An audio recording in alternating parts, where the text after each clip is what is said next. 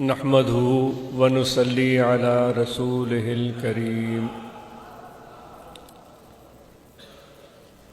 أما بعد فأعوذ بالله من الشيطان الرجيم بسم الله الرحمن الرحيم إنا عرضنا الأمانة على السماوات والأرض والجبال فأبين أن يحملنها وأشفقن منها وحملها الإنسان صدق الله مولانا العظيم وقال الله تبارك وتعالى في شان حبيبه بسم الله الرحمن الرحيم إن الله وملائكته يصلون على النبي يا أيها الذين آمنوا صلوا عليه وسلموا تسليما اللهم صل على سيدنا ومولانا محمد وعلى آله وأصحابه أجمعين.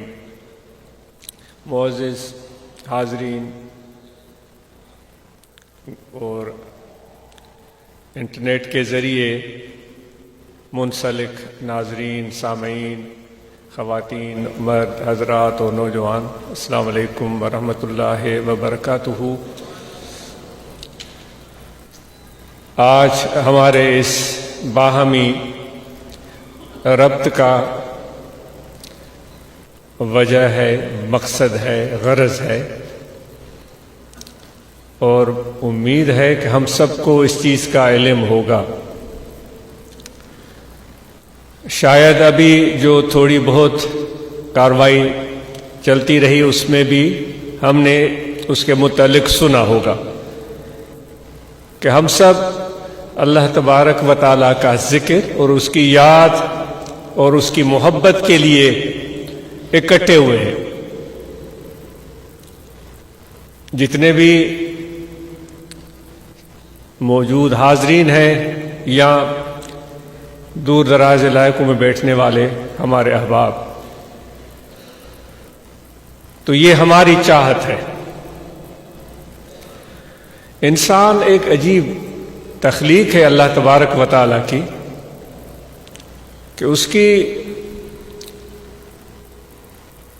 کے خیالات اور سوچیں یکساں شاید کم ہی رہتی ہے، بدلتی رہتی ہے. دوسرے الفاظ میں کہیں کہ جب ہم دعا بھی کرتے ہیں تو دعا بھی ہماری بدلتی رہتی ہے، کیونکہ ہمارے مقاصد اور اغراض اور جو چاہتے ہیں وہ بھی بدلتی رہتی ہیں.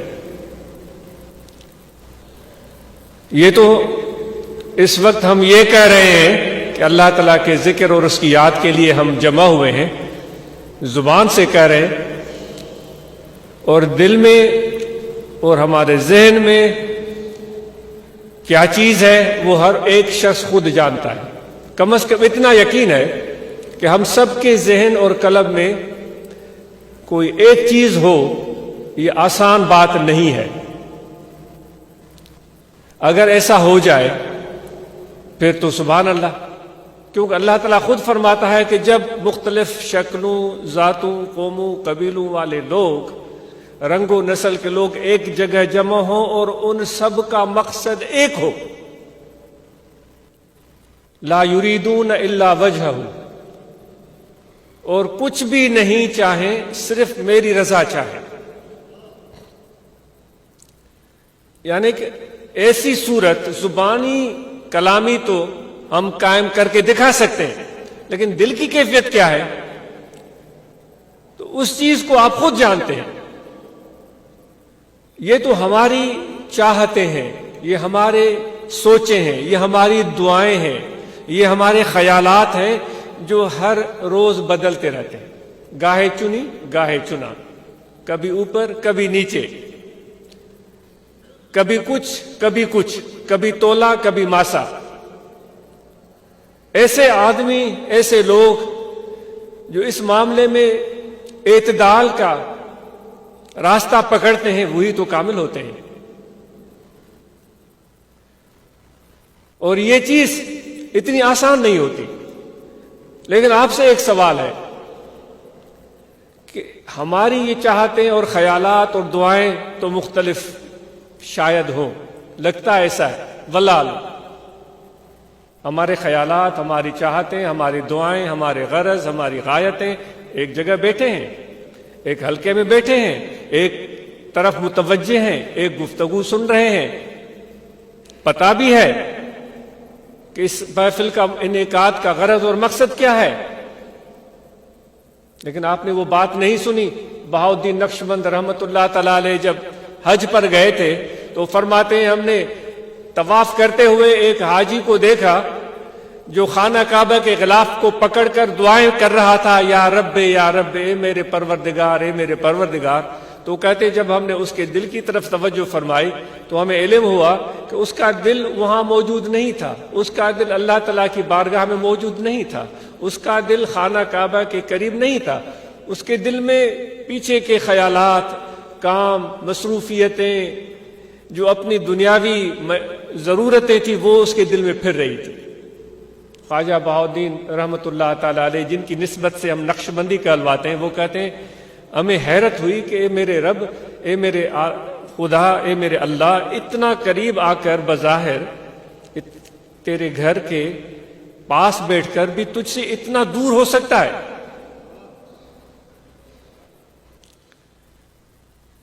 یہ چیز تو اس واقعے سے بھی نمایاں ہو جاتی ہے، لیکن سوچنے کی بات یہ ہے کہ خدا کیا چاہتا ہے، اللہ کیا چاہتا ہے، اور اس کی چاہت اور اس کی تمنا یا اس کا ارادہ ہم سے، ہمارے متعلق کیا ہے۔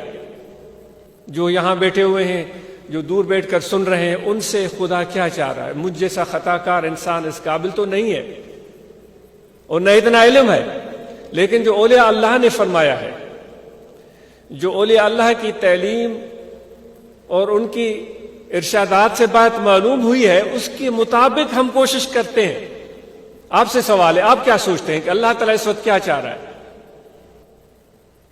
کیونکہ ہم بظاہر تو اس کے نام پر جمع ہوئے ہیں، اس کی محبت میں جمع ہوئے ہیں، اور پھر اپنے ارادوں کی بات ہوئی، دعاؤں کی بات ہوئی، اس میں بھی یہ بات کچھ اونچ نیچ کا شکار نظر آ رہی ہے۔ لیکن خدا کیا چاہتا ہے، یہ تو بات بڑی اہم ہے، بہت ہی زیادہ اہم ہے۔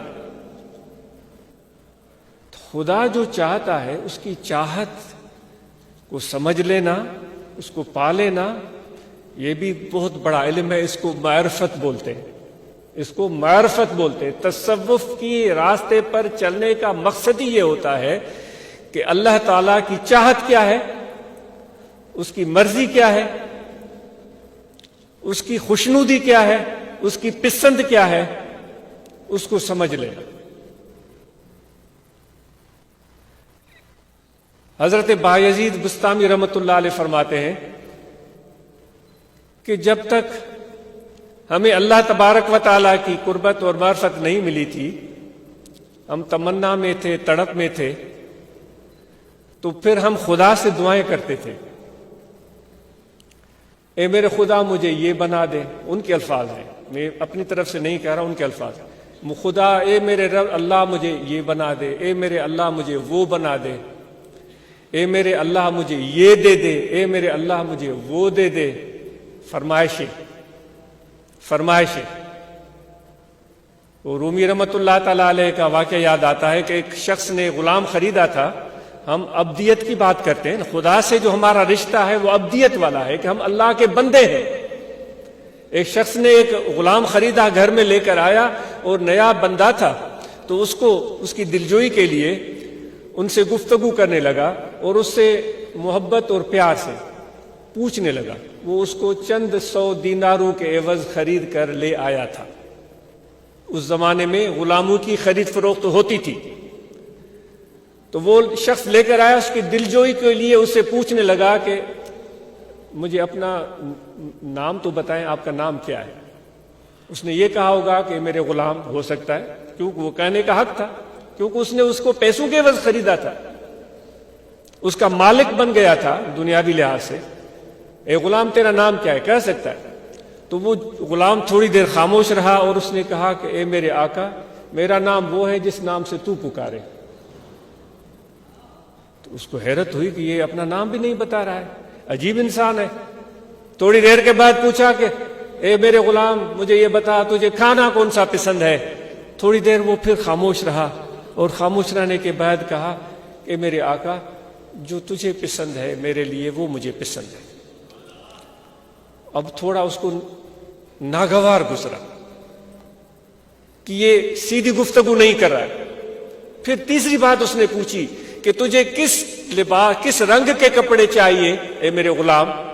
تو اس نے پھر تھوڑی دیر کے لیے توقف کیا, سوچا اور پھر عرض کیا کہ میرے آقا جس رنگ کے آپ پہنائیں گے وہ مجھے پسند ہے. تو اس کے آقا اس کا مالک ناراض ہو گیا, اس کو کہنے لگا تو 2 ٹکے کا غلام میں ابھی خرید کر کے لایا ہوں, تو مجھ سے اس طرح بات کرتا ہے. میں تجھ سے تیری پسند پوچھتا ہوں, تیرا نام پوچھتا ہوں, تیرا طعام پسندیدہ پوچھتا ہوں, تیرا پسندیدہ لباس پوچھتا ہوں, تو مجھے اس طرح کہتا ہے کہ یہ جو تجھے پسند ہو جو تجھے پسند ہو, یہی جواب ہوتا ہے. تو غلام کی آنکھوں میں آنسو آ گئے. اس نے کہا میرے آقا جب میں غلام ہوں, میں عبد ہوں, آپ میرے آقا ہیں, تو مرضی آپ کی چلنی چاہیے, میری مرضی نہیں چلنی چاہیے. اگر میں اپنی مرضی چلاؤں کہ مجھے یہ طعام چاہیے, مجھے یہ لباس چاہیے, مجھے یہ چیز پسند ہے, تو عبدیت کی بندگی کے یہ بات سراسر خلاف ہے. سمجھ رہے ہیں آپ؟ تو اللہ تبارک و تعالی ہم سے کیا چاہتا ہے؟ ہم اس سے عبدیت کا رشتہ جوڑے بیٹھے ہیں. اور جس طرح حضرت بایزید بستامی رحمۃ اللہ علیہ فرماتے ہیں, پہلے ہم یہ دعا کرتے تھے اے میرے مولا مجھے یہ بنا دے, اے اللہ مجھے وہ بنا دے, اے اللہ مجھے یہ دے دے, اے میرے اللہ مجھے وہ دے دے. وہ فرماتے پھر کہتے ہیں کہ جب ہم خدا کے قریب ہوئے اور خدا کی پہچان ملی, تو پھر ہم اللہ تعالیٰ سے کہنے لگے کہ پروردگار تو میرا ہو جا, اے میرے رب تو میرا ہو جا, پھر میرے ساتھ جو تو چاہے وہ کر, میرے ساتھ جو تو چاہے وہ کر, لیکن تو میرا ہو جا. یہ سوچنے والی بات ہے. یہ واقعہ واعظ نصیحت کا ایک لذت کے لیے نہیں ہے, یہ غور و فکر کے لیے. تو میرے دوست وہ جو بایزید کہہ رہے ہیں جو تو چاہے وہ میرے ساتھ کر, لیکن تو میرا ہو جا. وہ عربی میں کہتے ہیں ملہ المولا فلہ الکل, جس کا رب اس کا سب. جو اس وقت میں نے آپ سے سوال پوچھا تھا, آپ نے ضرور دل میں یہ بات رکھی ہوگی کہ خدا کیا چاہتا ہے. جو ناقص علم ہے, جو میں نے پڑھا ہے یا دیکھا ہے, خدا صرف یہ چاہتا ہے کہ تم میرے قریب رہو, بس میرے پاس رہو, میرے در پر رہو, میرے بارگاہ میں رہو. اے میرے پروردگار میں تو بڑا گناہگار ہوں, میں نے تو نمازیں بھی نہیں پڑھی, میں نے تو روزے بھی رکھے نہیں, میں نے تو ظلم کیے ہیں, میں نے تو چوری کی ہے, میں نے تو ڈاکہ ڈالا ہے, میں نے تو بڑے برے کام کیے ہیں. اللہ تعالیٰ فرماتا ہے تو جیسا بھی ہے تو میرا ہے, میری بارگاہ میں آ جا, میرے پاس آ جا. اے پروردگار میں تو ایمان سے اپنے آپ کو خارج سمجھ رہا ہوں, میں تو مسلمانی کی حقیقت جو ہونی چاہیے وہ میرے اندر اس کی بو بھی نہیں ہے. اللہ تعالیٰ فرماتا ہے اگر تو اسلام سے نکل بھی گیا ہے تو بھی میرے پاس آ جا. لا تقنطوا من رحمت اللہ ان اللہ یغفر الذنوب جميعا. اللہ تعالیٰ خود اعلان کرتا ہے میری رحمت سے کبھی بھی مایوس نہ ہو. یہ کوئی انسان کی دربار نہیں, کوئی بادشاہ کی دربار نہیں, کوئی وزیر کی, وڈیرے کی, یا کسی طاقتور انسان کی, کسی چودھری یا کسی پیر یا کسی بڑے نامدار کی درگاہ نہیں. یہ میری درگاہ ہے, اس کا شان ہی نرالا ہے. کبھی بھی میری رحمت سے مایوس مت ہونا. تم جیسے بھی ہو میرے قریب رہو, میری درگاہ میں رہو, میری بارگاہ میں رہو. تو یہ صرف ایک کام ہم کرنا چاہتے ہیں. اللہ تعالیٰ جی جو چاہ رہا ہے کہ میرے قریب رہو, بس یہ کام ہمیں کرنا. اور پھر ہمیں مرشد نے کیا بتایا, جیسے ہی تم ذکر کرو گے تو اللہ تبارک و تعالیٰ کی بارگاہ میں تم یاد کر دیے جاؤ گے. یاد کون ہوتا ہے؟ وہی ہوتا ہے جو قریب ہوتا ہے. تو اس لیے سب سے پہلی بات یہ ہے کہ ہم اللہ تعالیٰ کی اس پسند کو اور چاہت کو سمجھنے کی کوشش کریں کہ جو بھی حال ہے، جیسا بھی حال ہے، ہم اس کی بارگاہ میں رہیں، اس کے حضور میں رہیں۔ اور اس کا حضور کیسے ملے گا؟ جو خدا سے پیار کرتے ہیں، جو خدا کو پہچانتے ہیں، جو اللہ سے محبت کرتے ہیں، جب ان کے قریب آ جاتے ہیں تو ہم خدا کی بارگاہ میں پہنچ جاتے ہیں۔ تو اس لیے یہ صحبتیں، یہ طریقت، یہ تصوف، یہ محبت، یہ ادب، یہ اس لیے ہوتا ہے۔ جتنے بھی ہم احباب یہاں بیٹھے ہیں، آپ اور ہم سب کو معلوم ہے کہ اس وقت ہمارا یہ خطہ سندھ، بلوچستان، کچھ پنجاب کے علاقے کس مشکل صورتحال سے دوچار ہیں۔ اس کا تذکرہ ہم تقریباً ہر روز یہاں سنتے تھے۔ دوست تقریباً گزشتہ کچھ دنوں میں تشریف لاتے رہے اور وہ بتاتے رہے کہ ہمارے علاقے میں اس طرح کی صورتحال ہے، اتنا پانی آ گیا، اتنے گھر ڈہ گئے، اتنے لوگ بے سر و سامانی کے عالم میں ہیں، ان کے جانور مال مویشی مر گئے، ان کے بچوں کی وفات ہو گئی، ان کے کھیت کھلیان وہ پانی کی زیادتی کی وجہ سے وہ ان کی فصلیں برباد ہو گئی، اور وہ بیچارے اس عالم میں ہیں کہ یہ بھی سننے کو ملا یہاں قریب کا واقعہ، کنڈیارو کے قریب کا واقعہ، کہ اس قدر پانی تھا ہر طرف کہ اس قسمہ پرسی میں بچے کی وفات ہو گئی، اور ان بیچاروں کو تدفین کی جگہ نہیں مل رہی تھی کیونکہ ہر طرف پانی ہی پانی تھا۔ اس بچے کی قبر کیسے کھودے، اس کی تدفین کیسے کرے؟ ہر طرف پانی ہی پانی تھا۔ جس طرح حاجی جاتے تھے سمندر کے ذریعے حج کے لیے، تو جب ہمارے حضرت بھی گئے تھے تو انہوں نے بھی یہ بتایا تھا کہ جب حضور سنا سے رحمۃ اللہ تعالیٰ علیہ کہ ہم حج پر گئے تو راستے میں ایک عازمین حجاج میں سے ایک شخص کا انتقال ہو گیا، تو فرماتے ہیں ان کا جنازہ ہوا اور پھر اس کو سمندر برد کر دیا گیا، پانی میں اس کو ڈال دیا گیا۔ وہ میں نے بچپن میں یہ بات سنی تھی، میرے لیے ایک بڑی اچنبھے کی بات تھی۔ تو یہاں ایسا ہی عالم تھا، اتنا پانی تھا کہ ان کے لیے تدفین کی جگہ میسر نہیں تھی۔ تو جماعت کے احباب آج مل جل کر اس پر غور و فکر کر رہے ہیں کہ ہم اس صورتحال میں ان متاثرین کی کیسے مدد کر سکتے ہیں، اور ہم سب اپنی طرف سے جو بھی کر سکتے ہیں اس معاملے میں کسی پس و پیش سے کام نہ لیں۔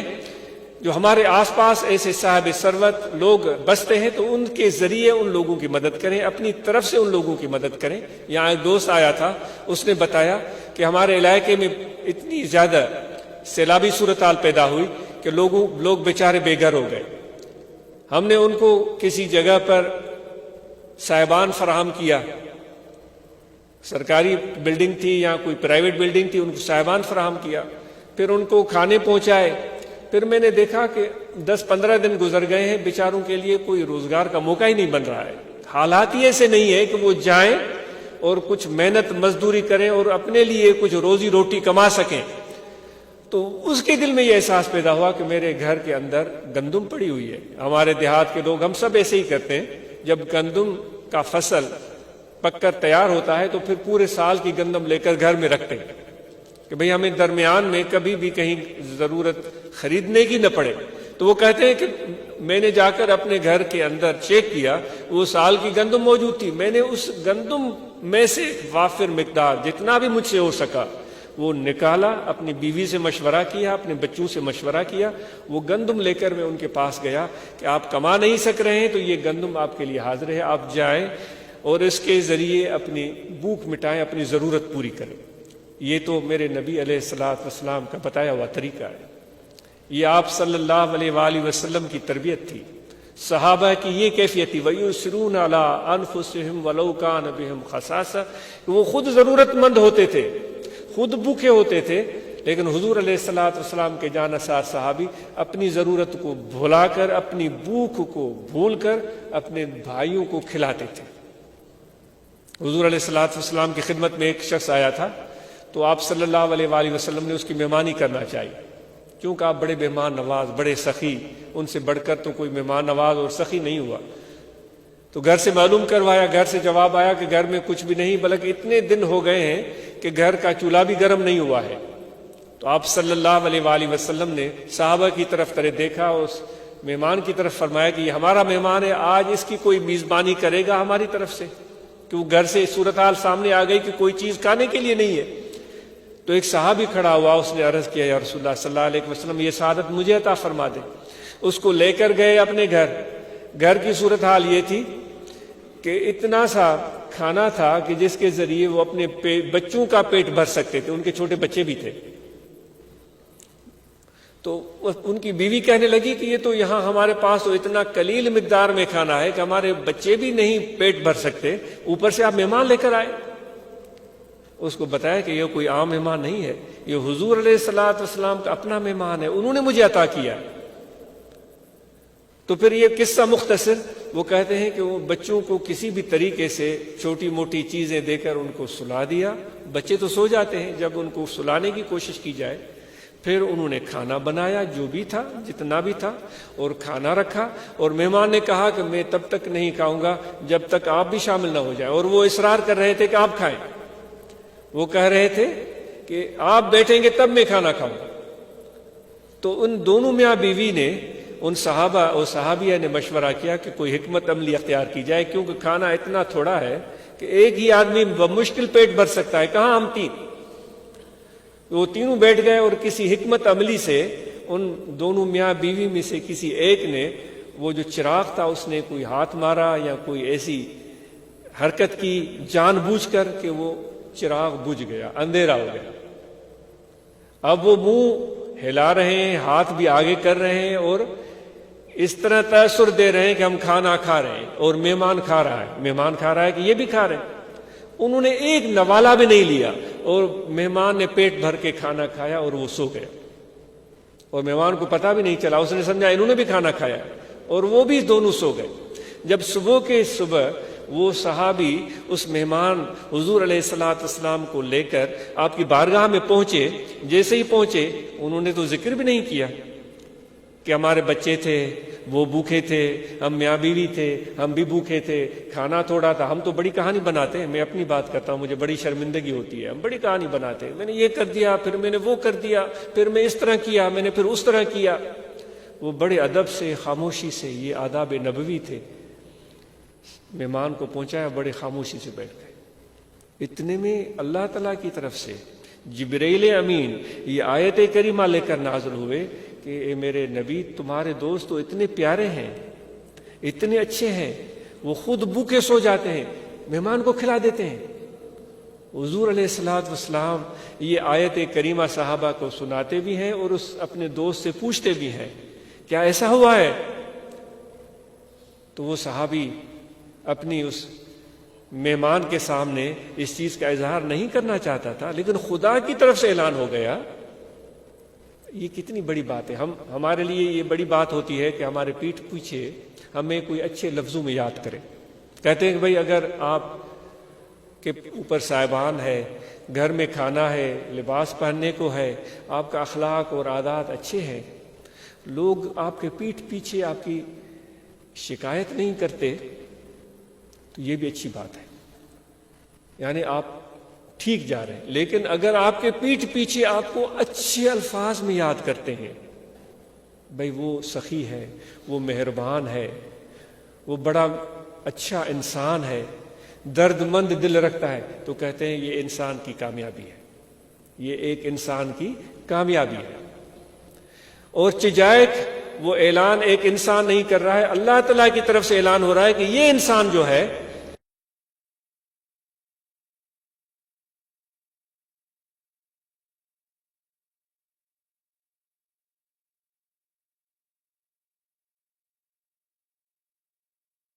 اور انشاءاللہ ہم اس معاملے میں آپ کے ساتھ جتنا بھی مل جل کر بحیثیت ایک جماعت آپ کی خدمت کر سکے ہم کریں گے۔ لیکن آپ کے لیے یہ پیغام ہے کہ اللہ تبارک و تعالی ان لوگوں کو پسند کرتا ہے جن کی ہمتیں بلند ہوتی ہے۔ ان اللہ یحب المعالی الہمم، جن کی ہمتیں بلند ہوتی ہیں، جن کے حوصلے بڑے ہوتے ہیں،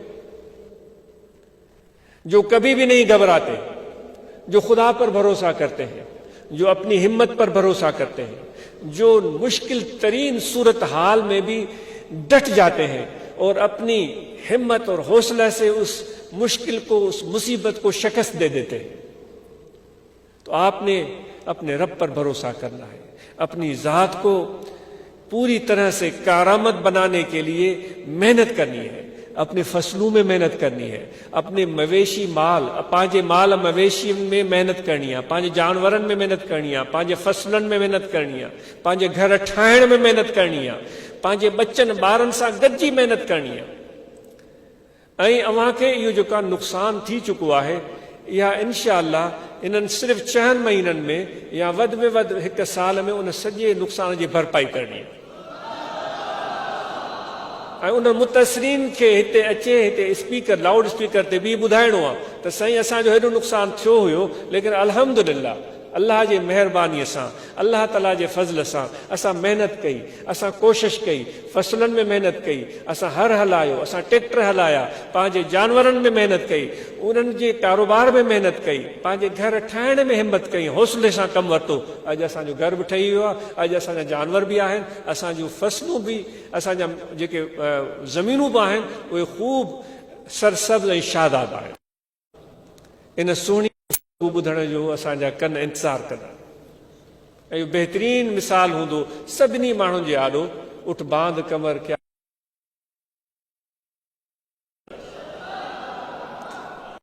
बांध कमर फिर दे खुद जब बंदा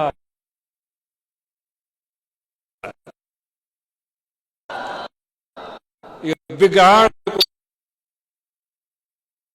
है हिम्मत से खुदा काम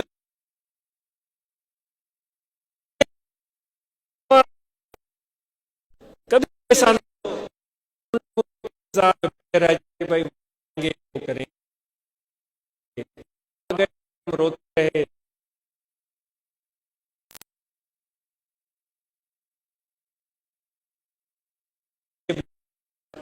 کھڑے تو کریں آپ کے لیے مہربانی ہے، لیکن ان کے آسرے میں بیٹھ جانا اور رو رو کر اپنی شکایتیں سنانا، یہ چیز اہل ذکر کو زیب نہیں دیتی۔ تو مجھے امید ہے کہ اس چیز کو آپ اچھی طرح سمجھ رہے ہوں گے۔ مرد اور عورتیں کھڑی ہو جائیں اور اپنی کمر باندھ لیں۔ اس بحران سے ہم سب نے مل کر نکلنا ہے، اور حکومت وقت کی ذمہ داری ہے کہ ایسے لوگوں کی مدد کرے۔ حکومت وقت کی ذمہ داری ہے کہ ان کے علاج کا بندوبست کرے۔ حکومت وقت کی ذمہ داری ہے کہ ان کو کھانا فراہم کرے۔ حکومت وقت کی ذمہ داری ہے کہ ان کو صاحبان فراہم کرے، ان کی مشکلات کو آسان کرے۔ حکومت وقت کی ذمہ داری ہے، اور مجھے امید ہے کہ حکومت اپنے اس ذمہ داریوں کو محسوس کرے گی اور اپنے ان فرائض منصبی کو بہترین طریقے سے ادا کرنے کی کوشش کریں گے۔ اگر نہیں کرتے تو پھر یہ اس خدا کے سامنے بارگاہ میں جواب دہ ہوں گے۔ حضرت امیر عمر فاروق رضی اللہ تعالیٰ نے قحط پڑ گیا تھا تو آپ کو رات کو نیند نہیں آتی تھی۔ حضرت امیر عمر فاروق رضی اللہ تعالیٰ نے نیند نہیں آتی تھی، اور کھانے میں پھر آپ وہی کھانا کھاتے تھے جو سارے آپ کے مدینے یا جو اس علاقوں کے رہنے والے جتنے باسی تھے بلکہ ان سے بھی کم تر کھانا کھاتے تھے۔ تو حکومت وقت کو اچھی مثال قائم کرنی چاہیے اور اپنی ذمہ داریوں کو محسوس کرنا چاہیے، اور ہم نے بھی بحیثیت جماعت اس کام کے لیے سوچا ہے۔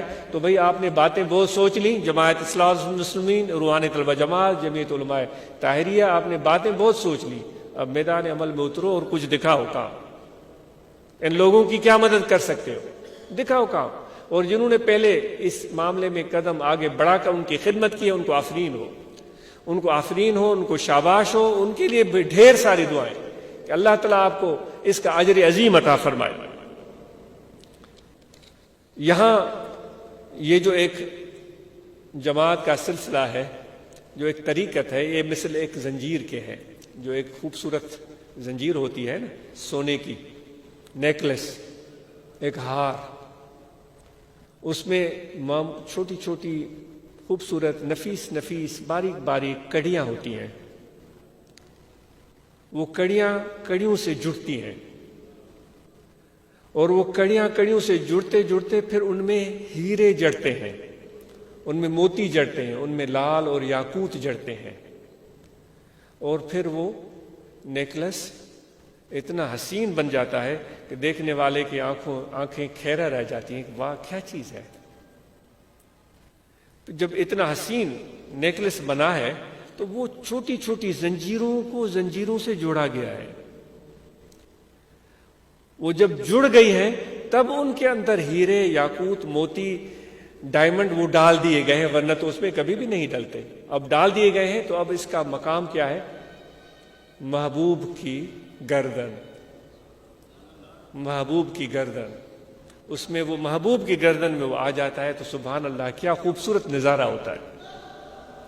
اے فقیروں، ہم طریقت کی صورت میں بھی ہم ایک چھوٹی چھوٹی کڑیوں کی صورت میں آپس میں جڑے ہیں۔ یہ جڑا اتنا مضبوط ہے کہ پھر تعلق اتنا مضبوط ہے کہ پھر اس کے اوپر اور ہیرے، موتی، لال، جواہر، یاقوت خدا کے فضل و کرم سے لگتے جائیں گے۔ یہ خدمت کریں گے نا آپ، بڑھ کر جب خدمت کریں گے تو یہ اللہ کی طرف سے اس پر یہ موتی، ہیرے، لال، یاقوت جڑتے جائیں گے۔ ایک دن یہ نیکلس مکمل ہو جائے گا، پھر اس نیکلس جماعت ایک ہار کی صورت بن جائے گی، پھر اس کا مقام ہوگا محبوب کی گردن۔ تو اس لیے کبھی بھی اس تعلق کو مت توڑیں، اس تعلق کو جوڑے رکھیں، اور یہ مرشد کامل کی نسبت کی وجہ سے ہوا ہے۔ وہ سنار وہی ہے، کڑو منج کڑے جی لوہار لپیٹیو، مونجو جی جڑے محبوبن سوگو کہو۔ یا شاہ سائیں کے بیت ہیں، میں بہت معذرت خواہ ہوں، الفاظ آگے پیچھے۔ تو جو کڑا کڑے میں جوڑ دیا ہے وہ میرے محبوب نے جوڑا ہے، ہمیں بھی جو جوڑا ہے وہ سنار ہمارے مرشد ہے جنہوں نے ہمیں جوڑا ہے۔ تو جتنا اس چیز کا قدر ہوگا، مرشد کے ساتھ محبت ہوگی، جتنا ادب ہوگا، جتنا احترام ہوگا، جتنا تعلق ہوگا، تو اتنی ہی زیادہ مہربانی اور فیض حاصل ہوگا۔ ورنہ تو اگر وہ ایک معمولی کا سا ایک کڑا اس ہار سے نکل جائے اتنی بڑے حال میں، وہ تو نظر ہی نہیں آئے گا، وہ تو پاؤں تلے کتنے دن پڑا رہے گا۔ اگر ایسے ہی رہا، کسی کے ہتھے چڑھ گیا تو اس کو پتا بھی نہیں ہوگا کہ یہ کتنا قیمتی ہے۔ اگر وہ جڑا رہے اس ہار میں تو پھر وہ صرف ایک کڑا نہیں ہوتا، وہ ایک ہار ہوتا ہے، ایک نیکلس ہوتا ہے۔ تو ہم جڑے رہیں تو اللہ تعالیٰ وہ جو ہمارے مرشد کامل جو ایک سنار کی صورت میں ہمیں جوڑ رہے ہیں، تو ان کے توجہ اور ان کے فیض باطنی سے، روحانیت سے وہ یہ اور خوبصورت سے خوبصورت ڈائمنڈ اور ہیرے، موتی، لال، یاقوت اس پر لگتے چلے جائیں گے، اور یہ جماعت ایک خوبصورت حسین نیکلس کی صورت اختیار کرتی چلی جائے گی۔ تو اس لیے یہ مرشد کامل کی نسبت کی وجہ سے ہے۔ تو اس محبت کو ہم دل سے محسوس کریں، جہاں بھی فقیر بستے ہوں، مشرق میں ہو، مغرب میں ہو، شمال میں ہو، جنوب میں ہو، اپنے دل کو اپنے مرشد کی طرف متوجہ رکھیں۔ آنکھیں بند کریں تو دل کے آئینے میں محبوب کی تصویر نظر آئے۔ بھلے ہزار، لاکھ، کروڑ لوگ موجود ہیں، اس کو پتہ ہی نہیں کہ یہ کس ورد میں لگا ہوا ہے۔ مجنوں کو لوگوں نے کہا تھا تنگ کرنے کے لیے، وہ جب ریگزار میں، ریگستان میں بیٹھا ہوا تھا، لوگوں نے اس کو کہا مجنوں لیلا تیرے سامنے کھڑی ہے، مجنوں ہلا بھی نہیں۔ دوسرے نے کہا لیلا تیرے پیچھے سے آ رہی ہے، ہلا ہی نہیں۔ اس نے کہا تیرے دائیں سے آ رہی ہے، اس نے وہ ہلا ہی نہیں۔ اس کا دائیں بائیں سے نہیں ہلا۔ لوگوں نے کہا تیرا دماغ خراب ہو گیا ہے، سارا دن لیلا لیلا کرتا ہے، ہم کہتے ہیں لیلا تیرے سامنے کھڑی ہے، تو آنکھ اٹھا کے بھی نہیں دیکھتا، تجھے ہو کیا گیا ہے؟ تو مجنوں نے کہا تھا کہ لیلا نہ آگے ہے نہ پیچھے، نہ دائیں ہے نہ بائیں، نہ اوپر ہے نہ نیچے، لیلا میرے دل میں ہے۔ تو مرشد کا جو ایک تصور ہے وہ ہمارے دل میں اتنا پکا ہو کہ جب بھی دل کو دیکھیں تو مرشد کا تصور ہمارے دل میں آ جائے۔ یہ طریقت کا ایک مغز ہے۔ تو جتنی یہ مرشد کی محبت اور احترام اور ادب اور تصور شیخ ہمارے دل میں ہوگا، اتنا ذکر میں بھی اضافہ ہوگا، ورنہ تو بغیر اس نسبت اور محبت مرشد کامل کی ذکر اتنا فائدہ نہیں پہنچاتا جتنا اس نسبت اور محبت کی وجہ سے ذکر فائدہ پہنچاتا. اگر اس محبت میں کمی آ گئی تو ایک خدا نخواستہ ایسا ہو سکتا ہے کہ وہ ذکر ہی چھوٹ جائے، ذکر ہی چھوٹ جائے. لیکن ذکر میں کمزوری ہے، محبت مرشد کی مضبوط ہے، تصور شیخ کا مضبوط ہے، نسبت مضبوط ہے، اور رجحان دل کا مرشد کی طرف ہے. ذکر چھوٹ گیا ہے، فکر نہیں ہے، کیونکہ یہ جو محبت مرشد کی ہے ایک دن اس کو ذکر پر بھی لے آئے گی. اس لیے ہم اور آپ اس محبت کو بنیاد بنائیں اور ادب اور احترام دل میں مضبوط رکھیں، تو یقیناً انشاءاللہ اس سے دین دنیا کی بھلائیاں اور بہتریاں حاصل ہوں گی. اور آپ اور ہم سب کو یہ تلقین ہے کہ اپنے، جس طرح میں نے پہلے عرض کیا تھا کہ لوگ کسی کا پیٹھ پیچھے اس کو اچھے الفاظ میں بیان کریں تو یہ اس شخص کی کامیابی ہوتی. تو اپنے سلوک کو اتنا اچھا بنائیں، اتنا بہترین بنائیں. گھر سے شروعات کریں، اپنے بچوں سے شروعات کریں. گزارش ہے کہ میاں بیوی کا تعلق آپ میں بہترین ہو، ہم ایک دوسرے کو قبول کریں، کیونکہ یہ ایک ایسی چیز ہوتی ہے، جس طرح میں نے عرض کیا تھا نا کہ ہم فرمائشیں کرتے ہیں. وہ بیوی چاہتا ہے ایسی ہو ایسی ہو ایسی ہو ایسی ہو، وہ بیوی چاہتی ہے شوہر ایسا ہو ایسا ہو ایسا ہو. ایسے تصورات ہم باندھتے ہیں کہ اگر ہم اس شخصیت کو ڈھونڈنے نکلیں تو دنیا میں شاید ملے بھی نہ. تو جو میاں اور بیوی ہے وہ ایک دوسرے کو قبول کریں اور دل سے قبول کریں، اور اپنی اس رفاقت کو بہترین رشتے میں تبدیل کریں جس میں اعتماد ہو، جس میں محبت ہو، جس میں عزت ہو. اگر آپ اپنی بیوی کی عزت نہیں کرتے تو پھر کیسے حضور علیہ الصلوۃ والسلام کے امتی ہیں؟ آپ صلی اللہ علیہ وآلہ وسلم اپنے ازواج مطہرات کو کتنی شفقت اور کتنی عزت دیتے تھے، اور بیوی کو چاہیے کہ اپنے شوہر کو عزت دے. اگر کوئی ایسا معاملہ گھر میں پیدا ہو جاتا ہے، اپنے خاندان میں پیدا ہو جاتا ہے، بہن بھائیوں میں پیدا ہو جاتا ہے، رشتہ داروں کے ساتھ پیدا ہو جاتا ہے، جس میں ہمیں بڑی ناگواری گزرتی ہے کہ یہ اس نے ایسے کیوں کیا، وہ اس نے کیسے کیا، مجھے 500 کا 5000 کا 5 لاکھ کا مجھے ٹیکہ لگا دیا. اگر حضور کے امتی ہیں، اگر میرے حضور کے آپ نقش قدم پر چلنے والے ہیں، اگر آپ نقش بندی، غفاری، بخشی اور نسبت سے وابستہ ہیں، پھر آپ کی ذمہ داری یہ بنتی ہے کہ درگزر کریں، بھول جائیں. اللہ تبارک و تعالیٰ آپ کو اس کے بدلے میں اتنا کثرت سے دے گا کہ آپ اور ہم کے تصور اور گمان بھی وہاں تک نہیں پہنچ پائے گا. فساد اور فتنے سے بچنے کی بات ہو رہی ہے. وہ ڈنڈے لے کر نکل پڑتے ہیں، تو نے میرا پانی توڑ دیا، تو نے مجھے بنو سیرے چڑھیو، تو مکھے ہی کہو. وہ ڈنڈا لے کر نکلا، وہ بھی ڈنڈا لے کر نکلا، اور ڈنڈوں کے بعد جو ہے وہ کلاڑیوں تک بات چلی گئی، پھر وہ بندوقوں تک بات چلی گئی. اے فقیرو، کبھی بھی اس طرح ہم سب کو یہ چیز ہمیں لائق، ہمیں سزاوار نہیں ہے، ہمیں جچتی نہیں ہے. کبھی بھی اس طرح فتنے و فساد میں کبھی بھی ہم میں سے کوئی بھی فقیر اس طرح فتنے و فساد میں نہ پڑے. ماشاءاللہ آپ کی تو مصالحتی کمیٹیاں بنی ہوئی ہے، مرکزی صوبائی مصالحتی کمیٹیاں بنی ہوئی. آپ ان کے ساتھ جائیں، ان کے ساتھ ملیں، ان سے مدد حاصل کریں. اور جتنا اللہ تعالیٰ فرماتا ہے میں صبر کرنے والوں کے ساتھ ہوں، ان اللہ مع الصابرین. صبر جو کرتے ہیں، جو اللہ تعالیٰ پر یقین رکھتے ہیں، اللہ تعالیٰ فرماتا ہے میں ان کے ساتھ ہوں. بھائی اللہ جب آپ کے ساتھ ہے تو آپ کو اور کیا چاہیے؟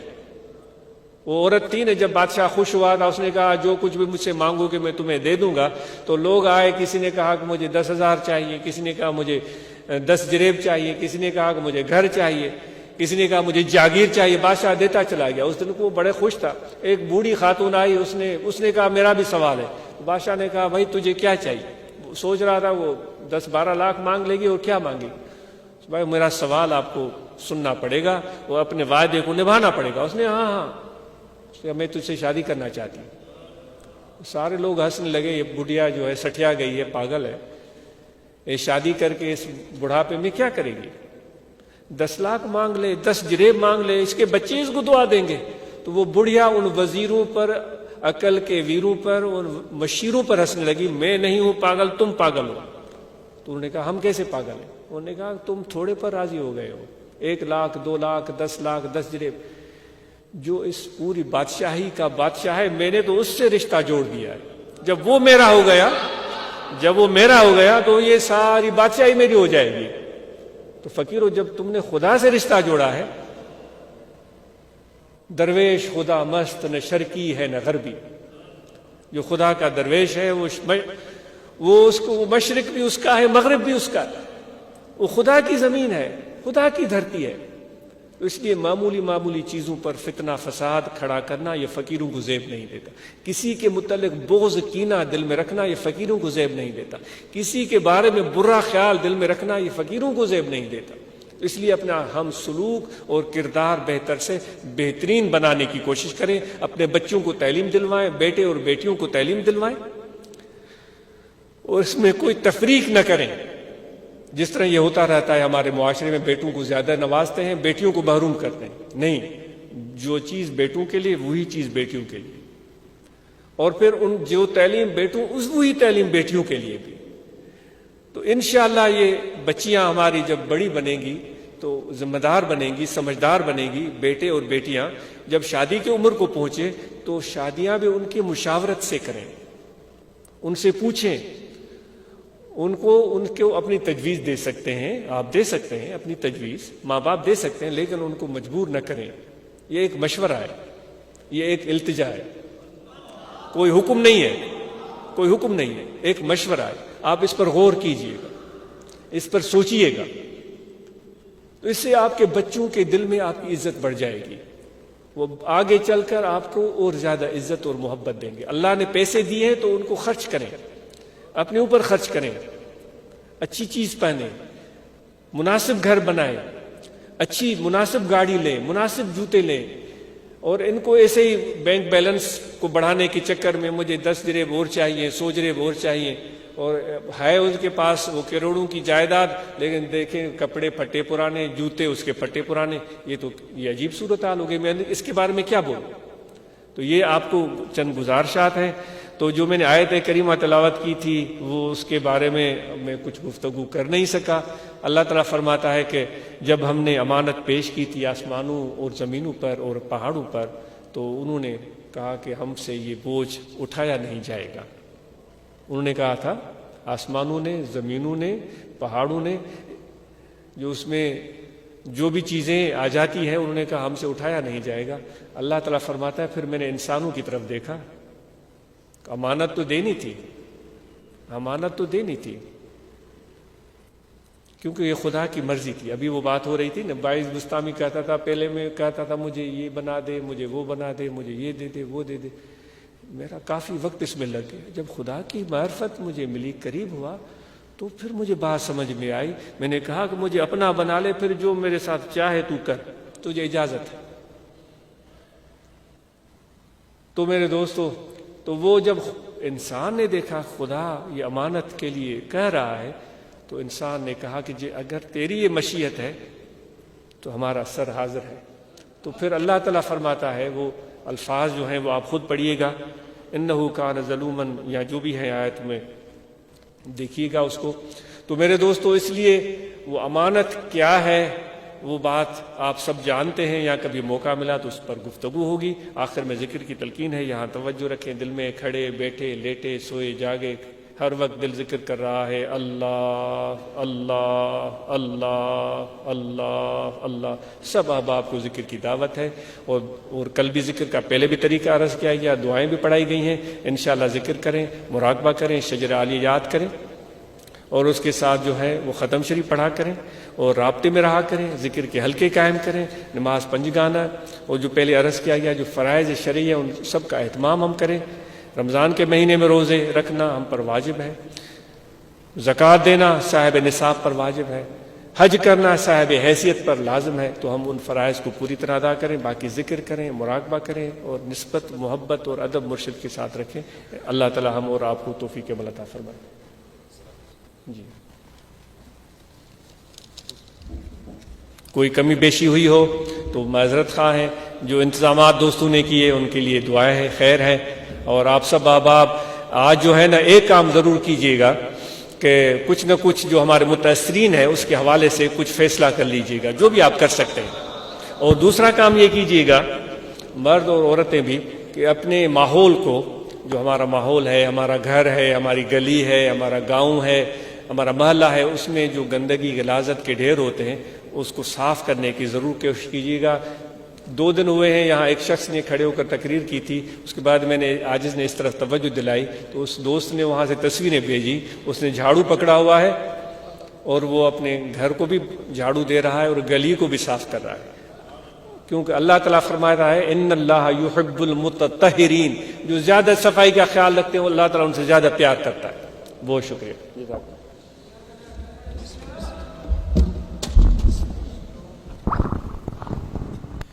فرشتوں کی سلامی دینے والی فوج پڑتی تھی، جناب آمنہ سنتی تھی، یہ آواز آتی تھی، یا نبی سلام علیکہ، یا نبی سلام علیکہ، یا رسول سلام علیکہ، یا حبیب سلام علیکہ، یا حبیب سلام علیکہ، صلوات اللہ علیکہ، صلوات اللہ علیکہ. رنج و غم کھائے ہوئے ہیں، دور سے آئے ہوئے ہیں، تم پہ اترائے ہوئے ہیں، ہاتھ پھیلائے ہوئے ہیں، یا نبی سلام علیکہ، یا رسول سلام علیکہ، یا حبیب سلام علیکہ، صلوات اللہ علیکہ. پوری عرب یہ دعا کر، ہم در آقا پہ جا کر پہلے کچھ نعتیں سنا کر، پہلے کچھ نعتیں سنا کر، پھر کگے سر کو جھکا کر، یا نبی سلام علیکہ، یا رسول سلام علیکہ، یا حبیب سلام علیکہ، صلوات اللہ علیکہ. اس جن سائیں کو مولا سلامت رکھے، میرے مرشد کو مولا سلامت رکھے، میرے مرشد کو مولا سلامت رکھے. سونے سائیں کی عظمت پہ لاکھوں سلام، مصطفیٰ جانے رحمت پہ لاکھوں سلام. شمع بز میں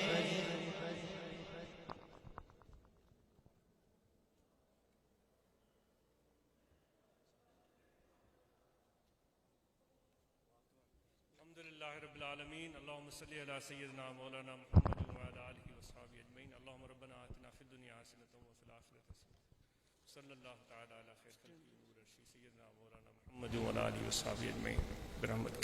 آپ سب کا بہت شکریہ.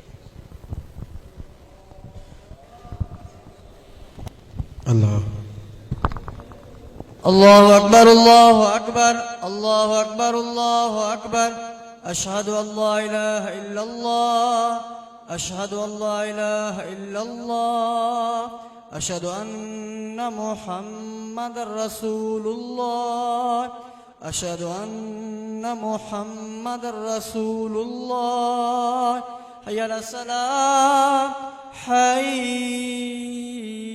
علی الصلاۃ حی علی الفلاح حی علی الفلاح.